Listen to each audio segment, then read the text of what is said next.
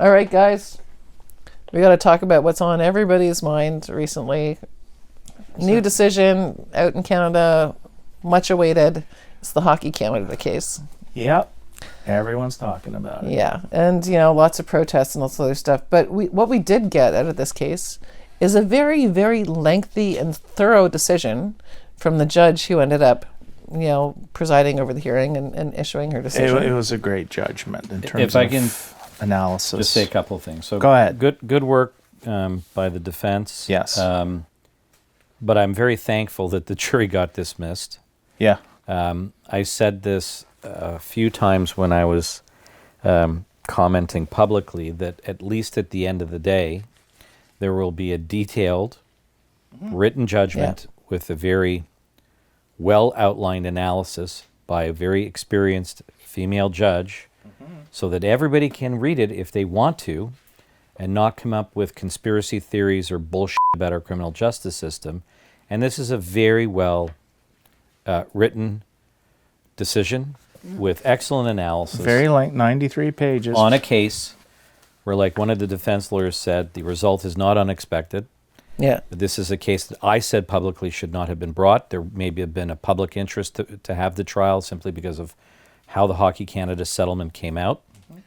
But fortunately, there is a very good, I'm going to turn it over to you for a moment, but I'm just going to say this, okay?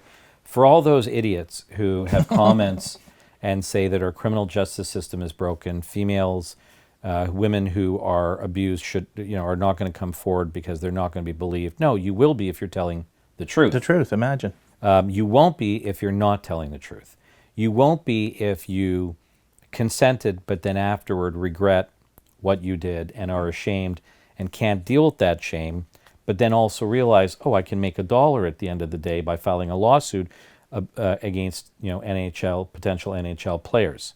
So I want to be very clear that this is not a decision in any way, shape, or form that runs roughshod over a complainant and should in any way deter any legitimate complainant coming forward with allegations of abuse. You should absolutely come forward. I stopped counting. There, and I knew some of this evidence before, but there's at least over 30, 40 more material issues related to inconsistencies and credibility and reliability issues, some of which arise out of the Crown's case itself. So again, this was one of those cases where the writing was on the wall. And this is not he said, she said case. There's a lot of external evidence in this case. Right. So that's something to keep in mind. Just for some history, this case was originally reported almost right away, actually by the complainant's mother. That's right. And then she went in and made a few statements, and it was investigated and dropped. And so that's part of the criticism about this. They're saying it should have been prosecuted back in 2018, and there was a reason. Police did a thorough investigation, took a statement from the complainant, looked at evidence. There was. They made a decision that they did not have grounds to move forward, not because these were young, budding hockey players, but because, given video evidence and so much else, they didn't feel that they had a case that they could prosecute. And one of those or lay charges on and go to a prosecutor. Two of those key pieces of evidence were two separate recordings of the complainant saying that she consented to the activity in question. Right. But let's be careful. The judge, so there's a lot of controversy about consent videos, okay? You guys can talk about it. I've talked about it a lot. But the judge did not necessarily rely on the complainant saying at the end of the sexual activity, "Oh, you're recording me? I had a good time. I'm sober. I consented." Although you probably can. There is other value to it, as I explained in commentary. Well, you get to view her. Right. She's articulate. She's hammered. You get to view her presentation and her demeanor, and you can determine from that pretty close and proximate time to the subject matter of the offense, to sex, that she's not intoxicated anywhere near the state that she said she was. In fact, she was saying she was too sober. Yeah, that's right. And she said, "I'm sober." I am she sober. Said she was too sober. Yeah. So, and that I think we should focus on this before we get into some of the other details, just because it's so important. There's been predictions that consent videos may become inadmissible through some sort of new legislation passed. Just like there was with the 𝐂𝐍𝐉𝐎𝐘 case, they passed new legislation that prevents you from surprising complainants with messages of a sexual nature. Right. That there's some concern that this case will cause enough public outrage, which advocates are trying to work up, of course, enough public outrage that it will cause Parliament to then try and figure out how they can prevent somebody from being acquitted in a similar case. Yeah, so we said this on a previous podcast. My greatest fear is that bad cases make bad legislation. Just like 𝐵𝐼 was a straight up fucking acquittal because of the messages. We got this regime in place that we talk about all the time to disclose records in the possession of the accused. And none of those messages would have been disallowed in a proper All of them would have been application. allowed. And if you would have done a proper weighing of evidence, you would have not prosecuted. Right. Next, this case.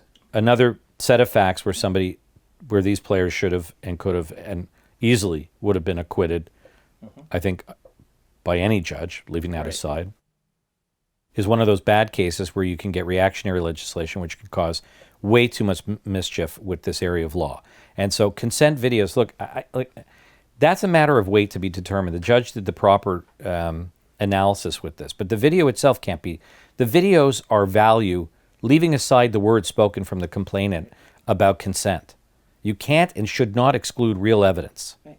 One of the primary submissions, do you know the answer to this? Who knows what other that the Crown made about why the videos? Sorry, you know what? You know how many stupid times... Here we go. You know how many stupid times I've been asked? Well, is consent properly defined? Do we need, as a result of this case, to redefine consent? Oh, yeah, I'm sure the advocates on behalf of whatever the propaganda they're pushing would like to define. Consent is solely within the mind of the complainant and can never be contested or tested by external evidence or credibility issues. Simply an assertion. It's simply, Makes it once true. you assert you didn't consent, that's the end of it. Right. Nothing needs to be done with consent at all. It's codified in the criminal code. It's well set out in case law. We have plenty of cases with evidence to give guidance on how you assess and weigh and do everything. This is one of the most heavily litigated areas in criminal law. There's nothing left to legislate. There's nothing left to legislate. Leave it the alone. Don't please, touch I'm begging you, Don't break Prime Minister Carney, please leave it alone. Don't break Please. it. Yeah. Fix the tariff issue and just don't with this, okay? So in this case, the Crown knew that these consent videos existed. Yeah. Obviously, they were put into evidence, and the submissions by the Crown was to question the purpose of the videos. The purpose. Right. So do you want to talk about that? Or do you recall? Okay. Yeah. So the Crown made the submission that the players would not have needed to record a consent video unless they knew she wasn't consenting. Oh my God. Right. Look, you can argue that. So, and then they argued that the complainant was exhibiting, was feeling fear, and she only agreed to record. And this is kind of what the complainant said, that she only said things, although she only remembered one of the recordings. She said she only said these things because she was afraid if she didn't say what she was supposed to. The only time the complainant raised the issue about having fear was not in her original statements in 2018 to the police. It was in her statement of fucking claim.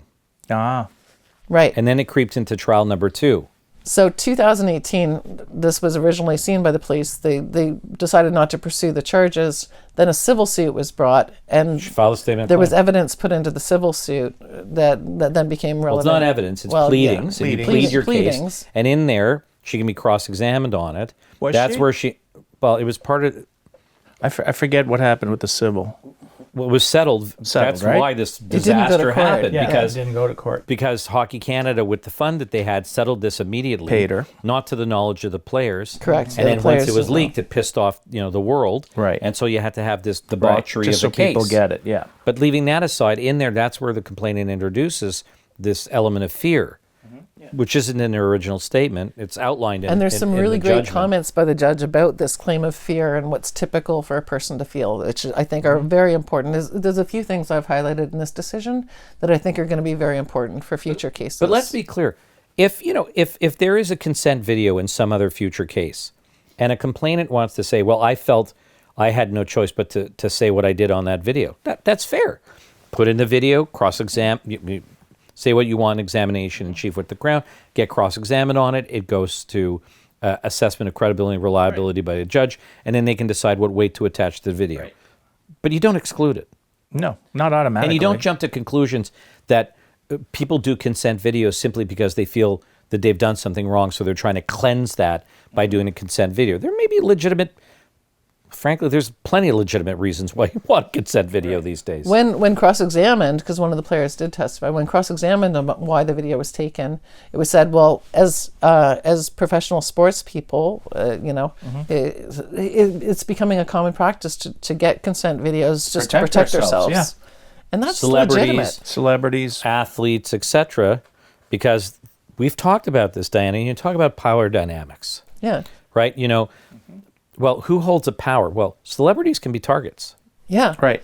And they become very vulnerable to people who are thinking, I can get a lot of money out of this if they target somebody. Or, in this case maybe, or in other cases, I'm not so sure it's this case, but they might be upset because they never heard back from them again afterwards, and they thought that it was a meaningful encounter, right? Right. But they are targets, and so you can't blame somebody who's famous or semi-famous or has status for wanting to protect themselves. No, Well, let's talk about somebody who's not famous, who doesn't have that much power, who might not be able to, mount the defenses that many of our clients are able to do. Let's talk about a person who doesn't have this type of ability.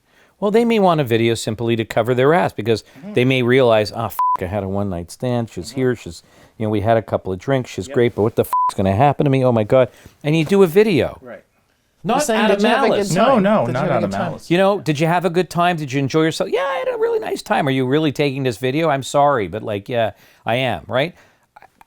We've also talked about this. You need to be careful that video isn't pornographic, because then you could be charged with voyeurism. Yeah, that right? case you can get another voyeurism. Voyeurism, yeah. Could be worse. It could be a sex assault. Just for according recording to the without Supreme Court of consent. Canada. But So- leaving that aside. Yeah. But an exit video of somebody fully clothed aside- saying, I had a great time. That's Aside from the different. fact that a consent, as they call it, a consent video, may be some sort of common practice with people who are, celebrities or athletes or et cetera. It may also be, somebody who just has an encounter with somebody and afterward they're thinking, I just... Or had a bad experience before.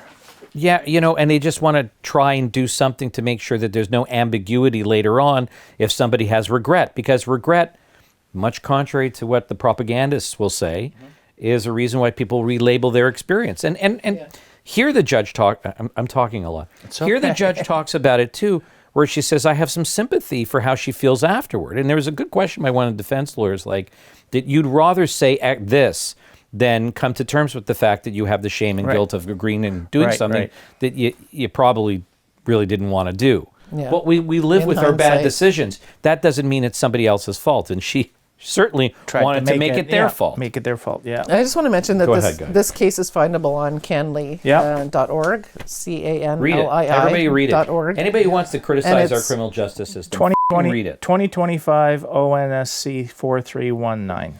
RV you wanna McLeod. look it up, Yeah. So because this was reported right away, even though it wasn't prosecuted, that's why 7 years later they had access, which you'd never be able to go back to the bar they were all at and get those surveillance videos 7 years later, but they had them because it was initially reported. Investigated, right. And all of that evidence was then maintained and was available Well, for thank them. God they went and got the videos. Those were huge. So as Because if you're pointed out, not famous, You're not getting those videos. if you're not getting them. No. I mean, we were able to get in a couple of cases, but it's very hard. You have to If be you're quick. the defense and you hire a private investigator and you go to a bar or you go to a condominium or somewhere where there's CCTV videos, Good luck. very hard to get. If you're asking the police to do it, they will tell you to f*** off. Right. And in a lot of cases, the police will only get as much video that supports the narrative of the complainant. So we had evidence of the complainant and the players interacting at the bar. There was a couple of major problems for the complainant's evidence. One is about 30, 40, 50. 50 problems, yeah. that she claimed that they were buying drinks for her and getting her drunk. Meanwhile, it showed that she went to the ATM and paid for her own drinks. walked. There wasn't one shred of evidence, but evidence to the contrary that she paid her own drinks, and when in fact she had one drink, she actually said it wasn't properly filled. She got she got change, that she was ripped off for change, and so the bartender had to go get more change for her. So she was that coherent that she Right. she actually Determined recognized change, that yeah. she got ripped off. Also claimed that she was cut off from her friends and they isolated her. Meanwhile, they had tons of video of her going up and talking to a bouncer who said, well, that's my friend. Right. And so she actually was talking to the bouncer for like a good 7 minutes shortly before they actually left the bar. So she had access to somebody if she was uncomfortable with leaving with them. More who she could importantly, have said, it undermined her assertion that she was basically being handheld by one of the players and had to go with them. so here's one I want to talk about. There's also surveillance from the Delta Hotel, Right. where they got back to the hotel and they talk about her wearing stilettos. And a lot of people want to say, oh, she's being slut shamed for wearing stilettos. No. The relevance of the shoes is that she was walking without Perfectly stumbling. fine. Yeah, she was Wearing walking stilettos just and she fine. was still not Got stumbling. in and out of the, I forgot if it was a taxi, got in and out of the Uber or the taxi without difficulty, waited for him to get out of the car, stood there, walked without any difficulty, No ambulated. stumbling, yep. The most sober of individuals with training on how to walk on a high wire would be difficult to walk in those shoes. I can't Never walk in mind. stilettos. Don't work for me either. And I want to make something clear. Again, you know, Justice Malloy a long time ago in Nisnik, in her honor in this case, quotes Nisnik, where she said, you know, this is not about hashtag we believe. A trial is not to vindicate the claims or the beliefs or the feelings of a complainant, nor is a trial adjudicating the morality or propriety of the conduct of the accused or of the actions between the accused and the complainant. It's whether there is an offense committed beyond a reasonable doubt. Keep your focus on that. Yeah. So this case, with that being said, this case involves a number of different males having sex with a singular female. And so there's a tendency to say, oh, well, this is just gross. Therefore, they must be guilty because I don't approve of that kind of sexual activity. That was tons of the thing. And I, you know, optically speaking, yeah, it might be a bit troubling, but as you have to, like, these are very young men. Young guys. Young girl. Yeah. There's some influence of alcohol. People are goofing around. And Like, they're living out we a all porn. know. They're living out a porn fantasy. people make basically, bad yeah. decisions Well, when that they're came young. up Like, a lot. It was said that she was basically acting like a porn star in Right. her own movie. Well, she wanted And to act so it there's a out. lot of Wanted to act criticism it out, about yeah. that description of it. Right. But the reality is that can happen. Right. And in this case, they had a number of witnesses. 2 of the young men who attended the room but decided not to stay were called as crowned witnesses. And they mostly corroborated the testimony of the, you know, not all the players testified, but they gave only statements. one testified, but corroborated statements, corroborated the evidence of the one who did testify, and contradicted in some material ways the complainant's evidence. And there were other statements, I believe, made by players who didn't testify, who were charged, that were put into evidence on Right. consent. Right. So they had actually made statements.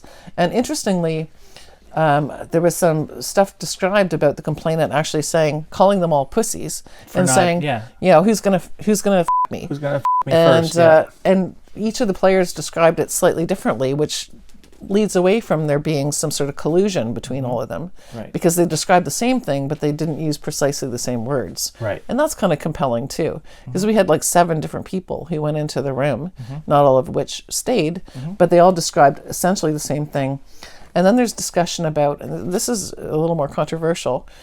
So she had apparently taken off her clothes in the bathroom. And then she says that she was going to the bathroom and then other people came in and she didn't really know what to do. And there's a question about, you know, she's in the bathroom. She had about 15 minutes before Right. anybody else came in and she could have left, right? So this is a controversial submission about whether or not a person in her situation prior to all of the group sex Arriving, yeah. should have put her Could have, clothes on should and have, left. Yeah. But the main submission that the judge put weight on is that, according to the complainant, she went to the bathroom and yet she chose to leave the bathroom without putting her clothes Right. on. And as everyone else So came in. whether or not she felt like she could leave the apartment, she still clearly had the opportunity to put her clothes back on again if she was uncomfortable, as stated in her testimony. This episode is sponsored by EasyDNS. EasyDNS is a domain name, registrar, and host that has a 30-year track record in the domain and web hosting industry. Whether it be cancel culture, platform attacks, or nefarious actors online, move your domain and web hosting over to EasyDNS, one of the most secure web hosting services, and help support Not on Record in the process. All you have to do is go to easydns.com/notonrecord, or when you sign up at EasyDNS, use the promo code NOTONRECORD at checkout. Thank you, EasyDNS, for your support of Not on Record. And now back to our podcast. Thank you. Let's just give a few examples and then you guys can debate stuff. So the court was very concerned about reliability and credibility issues. So the court had concerns about a number of things, just some highlights. The complainant acknowledged that where she had gaps in memory, she filled in those gaps with assumptions. With assumptions, yeah. This causes concern in relation to her credibility and her reliability. The complainant gave a vague answer when it was suggested, one of these questions, that it's easier for her to deny the deliberate choices she made on that night than to acknowledge a shame and guilt and embarrassment about her choices. Her answer was, I don't know, I'm kind of struggling to understand that, and went on to explain that she blames herself that other people should be held accountable, but it was a combination of things. Troubling answer. Mm-hmm. What page are you on? I'm paragraph 494. Okay. This is one of my favorites. It's an all-time favorite I have really? in all our cases. I love this when this comes out in either examination. It's the first time I've seen it addressed. Yeah, me too. Precisely. No, it was addressed in one of our cases. Was it? Oh, was it? Yeah, you're right. Yeah. You're right. On several occasions, the complainant referred to her evidence as, quote, her truth. You've heard me on the podcast talk about this, okay? Rather than say the truth, which seemingly blurs the line between what she believes to be true and what is objectively true.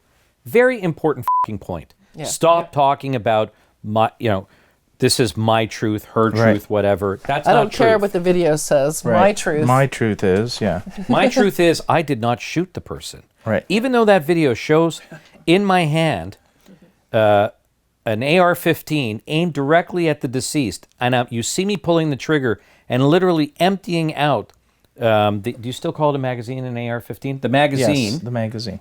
Which is an extended magazine, so it may have been 22 bullets. Even though you see that on the video, my truth is I never intended to do that. Right.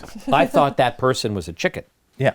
That's my like, truth. A large chicken. That's just an example of like the absurdity of what extent you can go to, because there's very clear, all of us know that there's very clear video evidence in this case. Yes. And so this leads into like a lot of these articles that are being published now saying, oh, this poor complainant / victim, they're still calling victim. Yes. That it's not worth it for her to report because nobody believes her. And, her truth is blah, blah, blah, blah, blah. Right. So that phrase comes from postmodernism, where they say that all reality is subjective. And there have been... You're getting fancy on I am. me. You really, I am. This is like philosophy 101. So feminist academics that push subjective narratives, postmodernism and such, have wondered out loud and in articles, why is it postmodernism isn't catching on in law? It's catching on in all these other disciplines.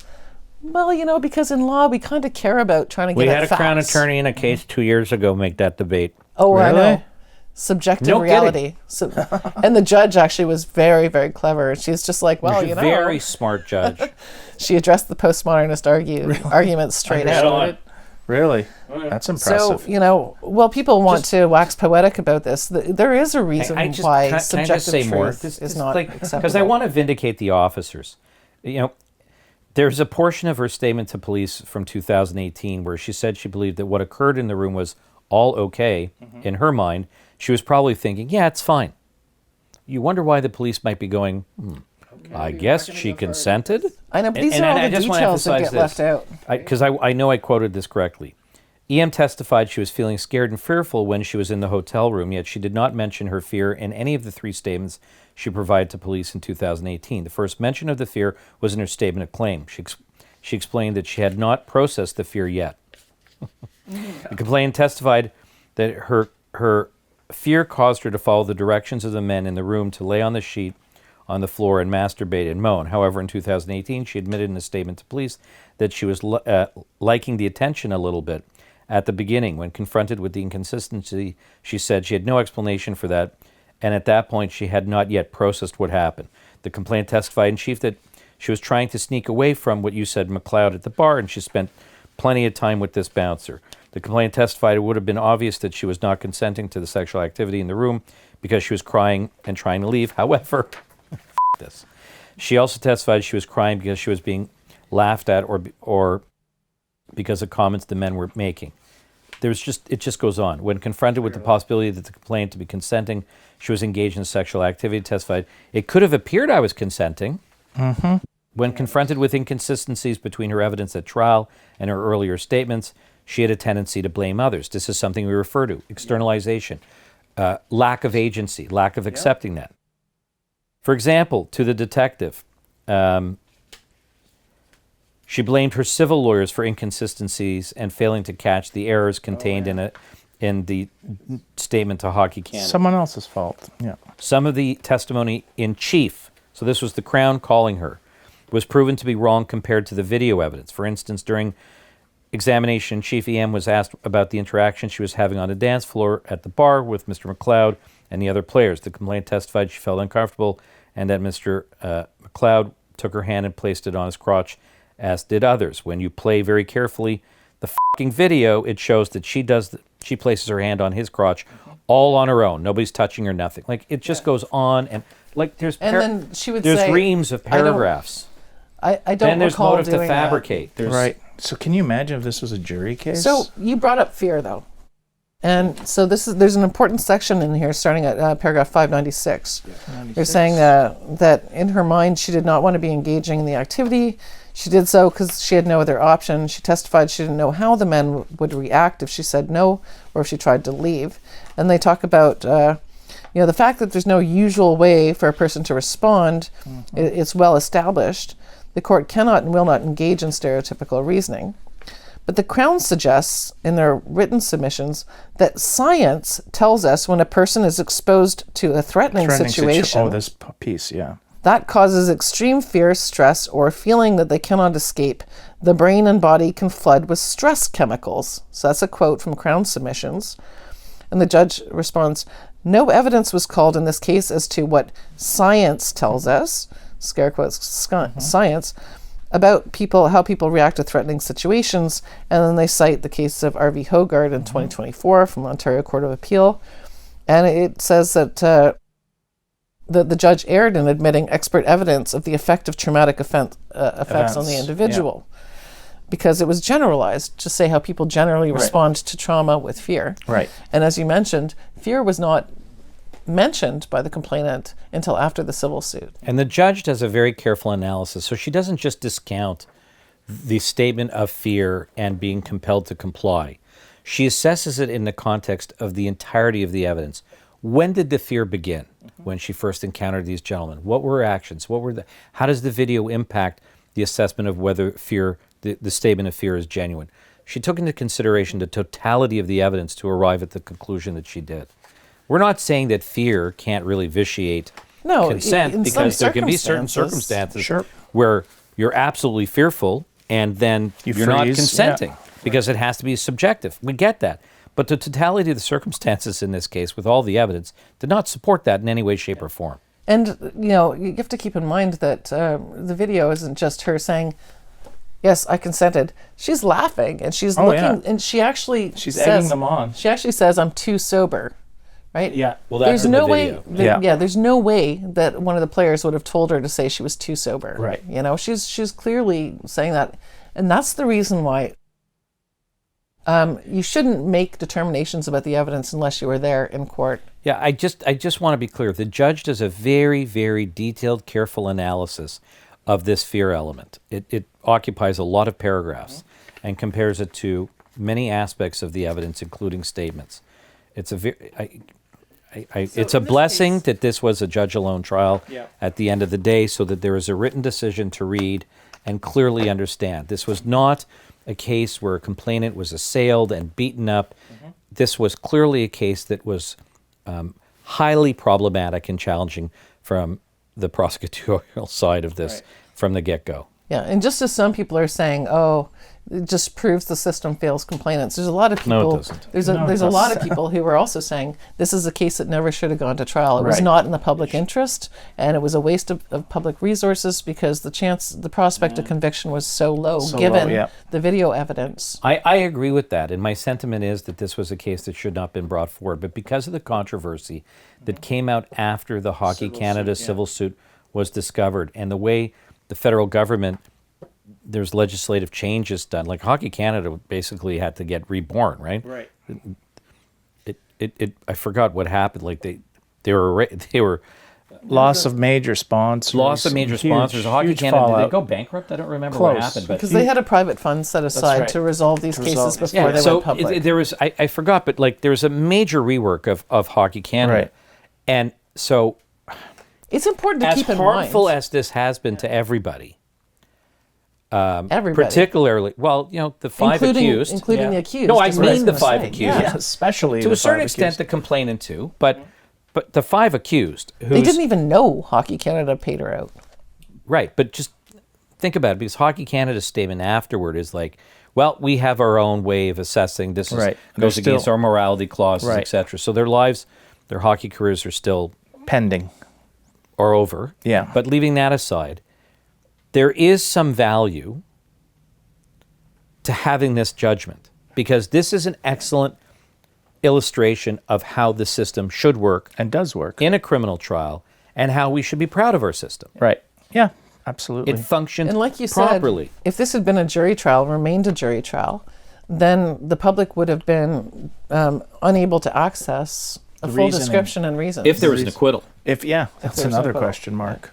Right? Because, again, we've talked about this a million times. We don't have any involvement in the selection of the jury. None. And whatever is read by a judge to a jury, a prospective jury panel, to weed out bias, I don't think does much. It's pretty vanilla. So you can get people on the panel who will have certain views and will perceive things in certain ways, which is a problem, which I think borne out a little bit here as to why we lost the jury. And that's a real problem for the Canadian system, in my opinion, going forward, which is why we do very rare to do a jury trial. Very rare, unless But- a client picks it. So I'm saying that I think this was an extremely valuable resource for people who really want to know the truth about how our system works to read this.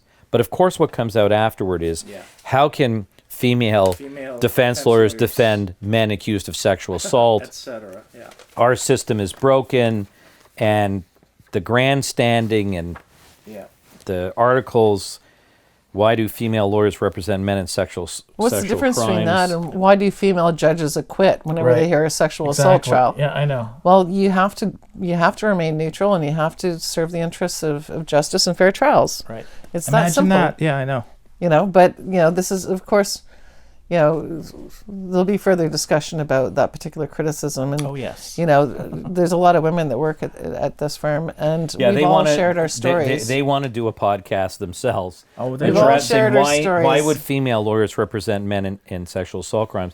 How do you sleep at night? There's a lot of very, skirt-wearing person. there's a lot of extremely strong, What I've had. I hope you get excellent raped one day. female criminal lawyers Are you kidding me? No. I'm in not. in the bar, and they do an Wow. excellent job defending clients from all offenses. And you do not categorically exclude anybody from a defense. That not only is that misogynistic in this case, but it would also be counter to our concepts of democracy and an independent bar. And like I've said, the criminal justice system and the right to a defense and the presumption of innocence, proof beyond a reasonable doubt, is the most basic exercise of democracy. Yep.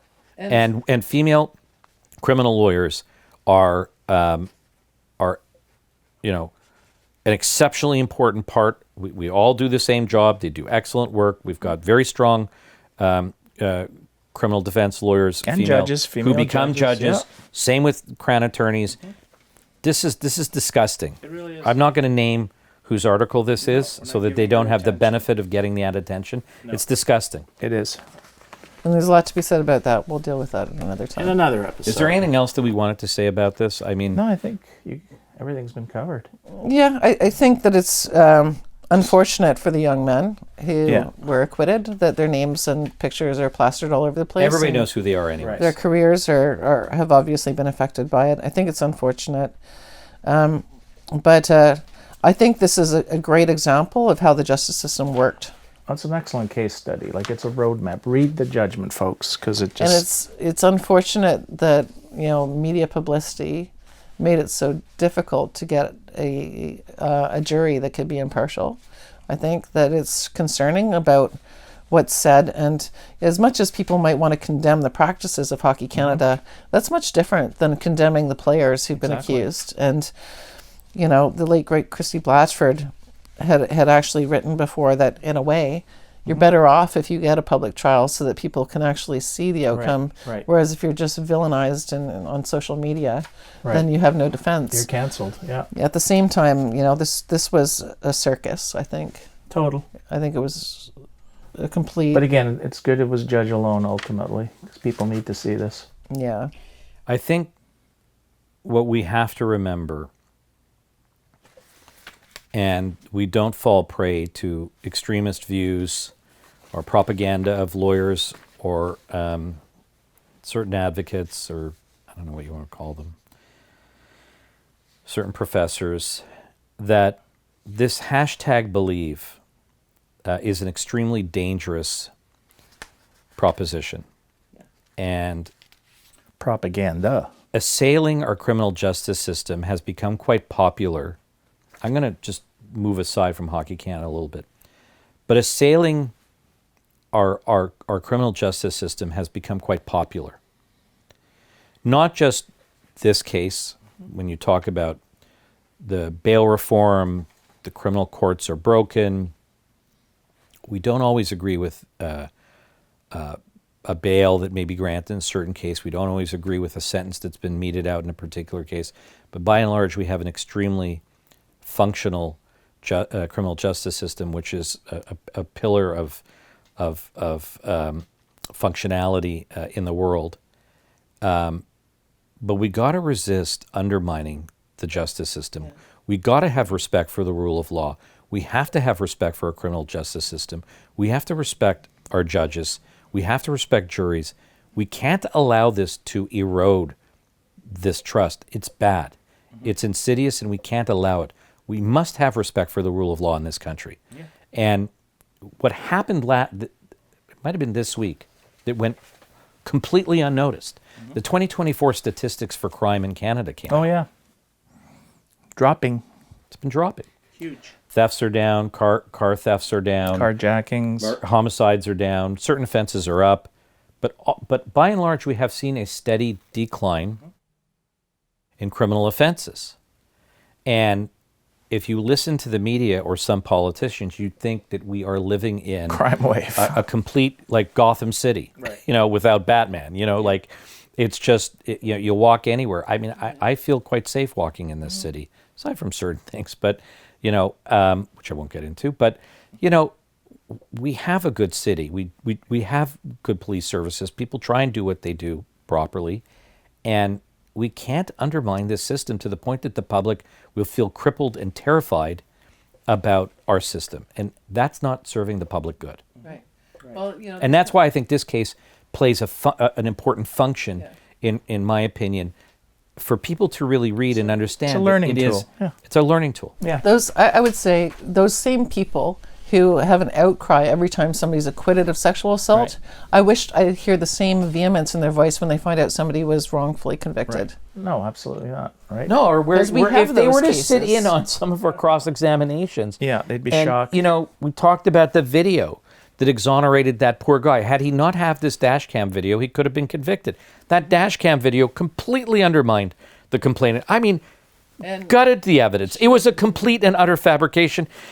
At a complete lie. The video completely undermined her. Or my guy, remember that case? Videoed the whole encounter. Remind everybody. Yeah, it was a young guy, charged sexual assault. He found videos on his phone several months later, which she was recording and he was recording of them having a lot of fun. She's talking into the video. She's talking into the playing video. up for the video. Right. Okay. There's no rape he there. He forgot about it, and when he found it, took a while to give it to us because he was ashamed. Yeah. Right? But she's on it. She's on it. Okay? And that was turned over. The case was withdrawn. Right. Nobody was prosecuted. Right. I'm telling you, people lie. You should be as aghast at that. Yeah. And remember we had that one case the Crown withdrew because we presented emails in which she said, basically, I'm never going to stop following you and being in Right. love with you unless you get the police involved. She actually said, Unless you're going to get the police involved She actually said and you're have gonna- me charged. yeah, Right, you're going to right. have me charged with stalking before I'll Right. stop stalking Oh you. my God. And the crown went, oh my God, it's like, and withdrew. So some cases don't go to trial because this evidence comes out, and And the Crown Crown attorneys do so, take it seriously and understand 100%. it. Right. And I want to see, this is my point, I want to see the same outrage Right. from women, because you should be outraged when somebody lies about that. Yeah. And It if they can't be undermines- outraged about that, then they shouldn't be outraged Exactly. about acquittals. If you Exactly. want to undermine a real victim's ability to come forward to talk about abuse, that's the way to do it. Right. Is to ignore false allegations and to essentially, it doesn't happen. Right. And either condone it or don't do anything about it, because that undermines people's For sure. ability to come forward. All right. All right. I'm tired. Yeah, I know. I Can know. somebody do pillow talk? Don't forget to like, subscribe, comment. And Will you read your share. comments? Please share. do, yep. Don't forget to hit notifications. Send ideas. Yeah, that's what Very the comments important. are for, but you can also contact us through Not on Record. Yeah. Yeah, we get the comments of when it Podcasts. plays. It's on our TikTok. We get emails, Right. so we love them. We're going to have some tailored podcasts to requests of people who are viewing. So thank you. Have a good night. Let's litigate carefully, everybody. Yes. Let's Good be night, safe guys. out there.